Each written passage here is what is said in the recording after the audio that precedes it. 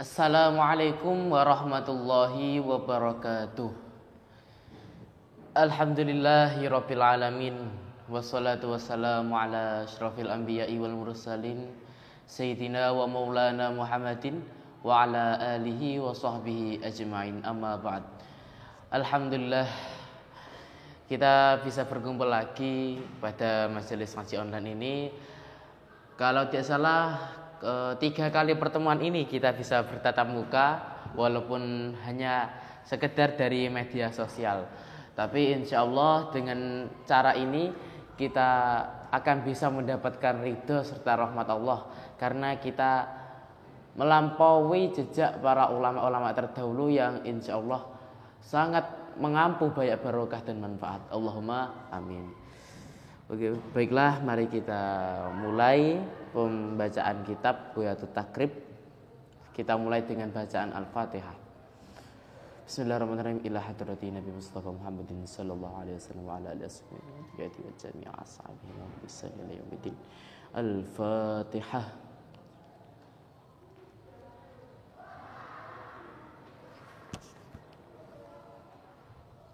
Bismillahirrahmanirrahim. Syekh Al-Qadi Abu Suja Wanafan min ilmihi lahul Fatihah.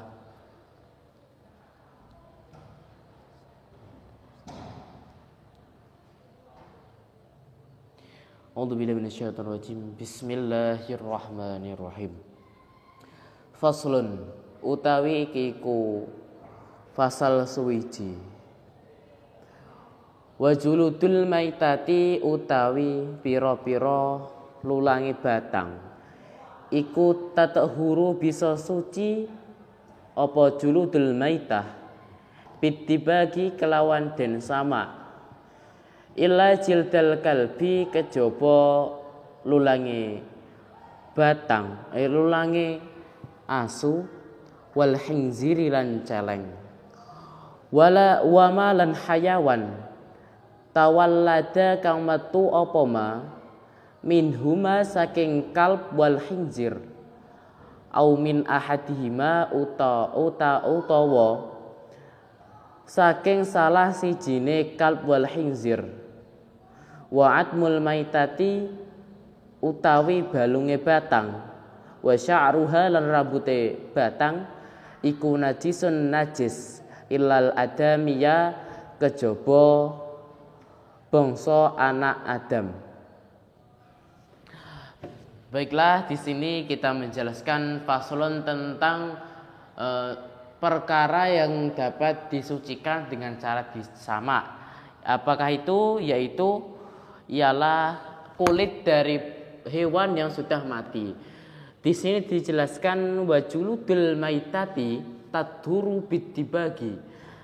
Semua jenis kulit batang, kulit hewan yang kulit bangkai, kulit yang hewan yang sudah mati itu tadhuru bidibagi, bisa disucikan dengan cara disama.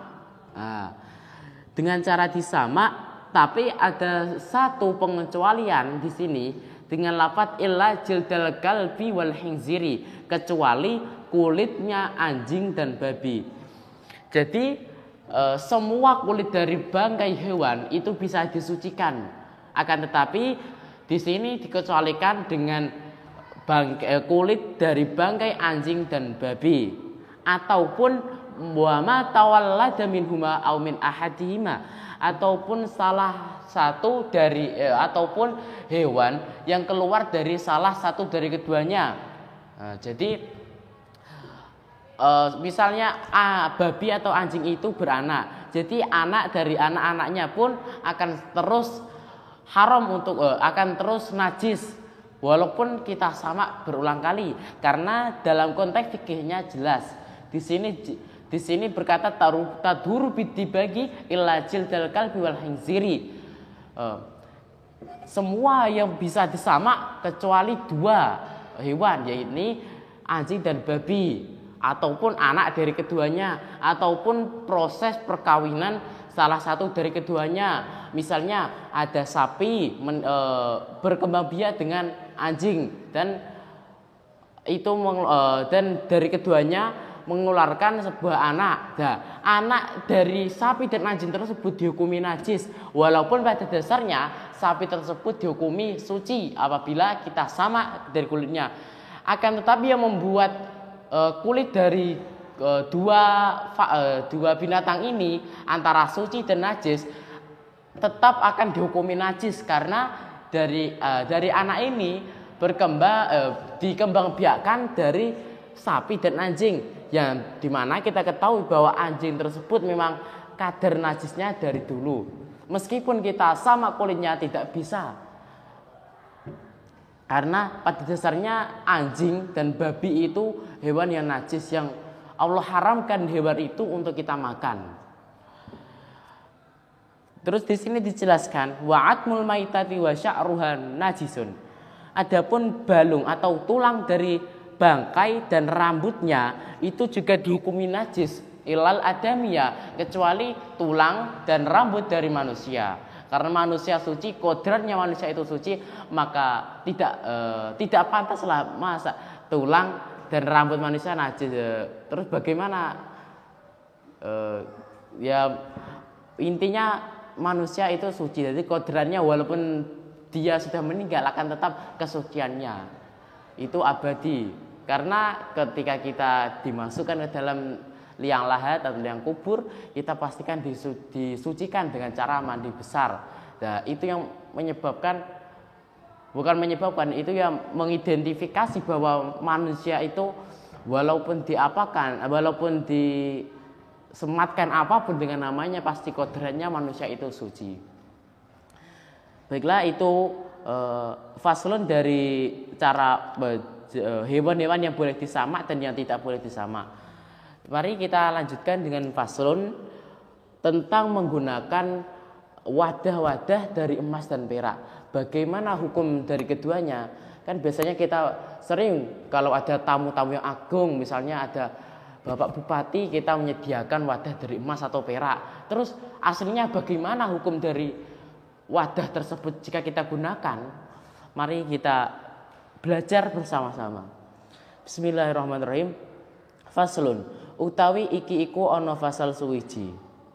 Walaya juzu lan ora wenang apa isti'malu awanid dahabi, gunakake pira-pira wadah saking emas, wal fiddati lan perak. Waya juzu lan wenang apa isti'malu ghairihima, gunakake wadah sakliyane dahab wal fiddah minal awani saking pira-pira wadah. Fasal ini menjelaskan tentang hukum dari menggunakan wadah emas dan perak. Hukum dari menggunakan dari keduanya itu walaya juzu, tidak diperbolehkan. Tidak diperbolehkan biasanya dalam konteks fikih itu langsung menuju pada keharuman. Jadi kita menggunakan wadah perak maupun emas dalam konteks fikih itu diharamkan.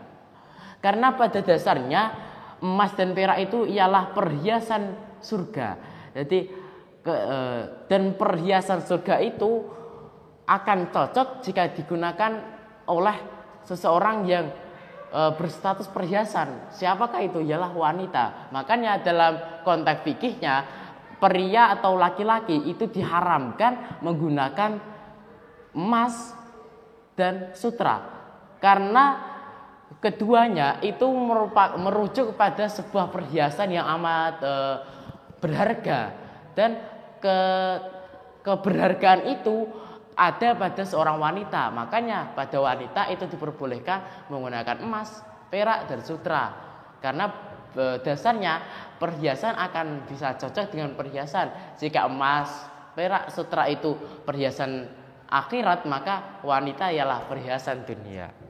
Jadi kembali lagi pada dasar konteks fikihnya, menggunakan wadah dari emas dan perak itu diharamkan. Jadi kita walaupun kita ada tamu yang agung, kita tidak boleh menggunakan wadah itu sebagai ajang suguhan yang amat berharga. Karena ketika kita menggunakan wadah tersebut dan misalnya tetangga kita melihat, oh si fulan kok pakai wadahnya emas, perak. Nah, dari pandangan tetangga itu akan menimbulkan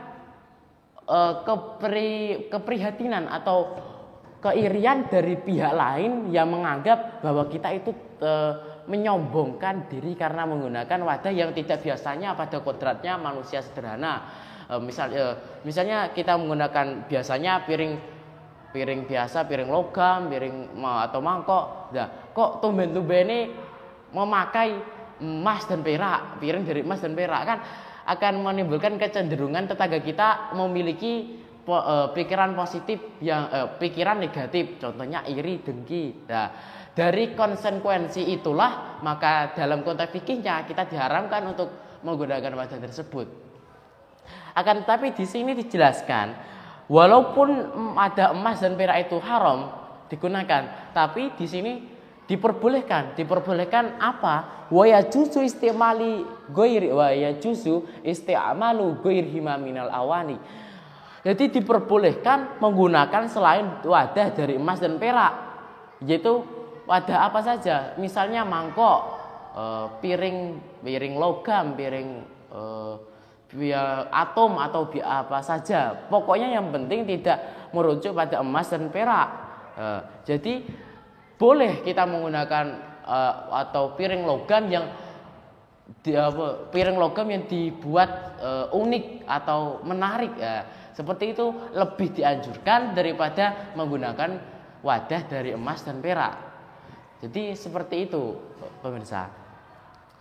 Dari kedua faslun ini kita bisa memahami dari yang faslun yang pertama kita menjelaskan tentang bagaimana hukum dari penyamaan kulit hewan. Apakah semua kulit hewan kulit bangkai hewan itu bisa disucikan dengan cara disamak? Akan tetapi kita melihat dalam kitab Buyatul Takrib ini ternyata tidak semua hewan itu bisa disucikan dengan cara disamak. Dengan kata lain, hewan-hewan itu yang berstatus memang tidak diharamkan oleh Allah. Contohnya hewan anjing dan babi. Tapi kalau kita mengidentifikasi ya, harimau, singa itu kan juga diharamkan oleh Allah karena memiliki taring yang tajam. Akan tetapi dalam konteks mensucikan dengan cara disamak, konteks fikih ini tidak menjelaskan bahwa hewan tersebut juga haram untuk disamak kulitnya. Jadi yang haram untuk dimakan juga haram untuk disamak, yaitu hewan anjing dan babi. Itu keterangan kesimpulan dari faslun yang pertama. Dan dari kesimpulan faslun yang kedua, yaitu kita boleh kok menggunakan wadah dari apapun yang menarik, yang cantik, yang indah, kecuali dari wadah emas dan perak. Walaupun wadah tersebut ada sebuah permata, ada titaniumnya yang membuat wadah itu semakin menarik kita lihat, itu boleh, asalkan konteksnya jangan wala yajuzu isti'malu awanid dahabi wal fiddah, jangan menggunakan wadah dari emas dan perak. Akan tetapi wa yajuzu isti'malu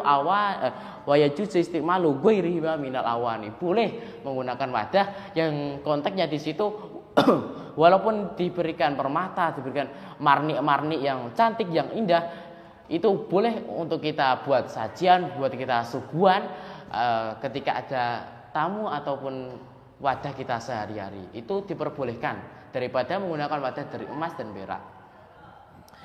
Jadi keterangan hari ini atau pembahasan kita pada kitab Buyatul Takrib, dua faslun ini yang sekiranya ini sering ya terjadi pada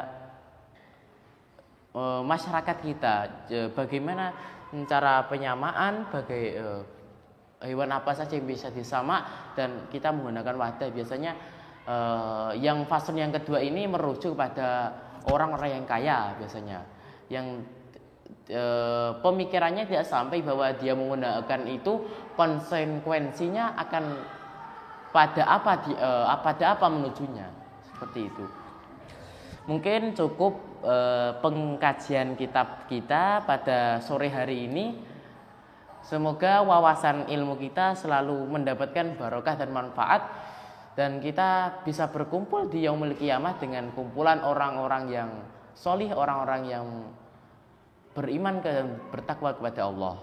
Mungkin sekian penjelasan dari saya. Bisa kita lanjutkan pada episode berikutnya. Wallahul muwaffiq ila aqwamit thoriq. Wassalamualaikum warahmatullahi wabarakatuh.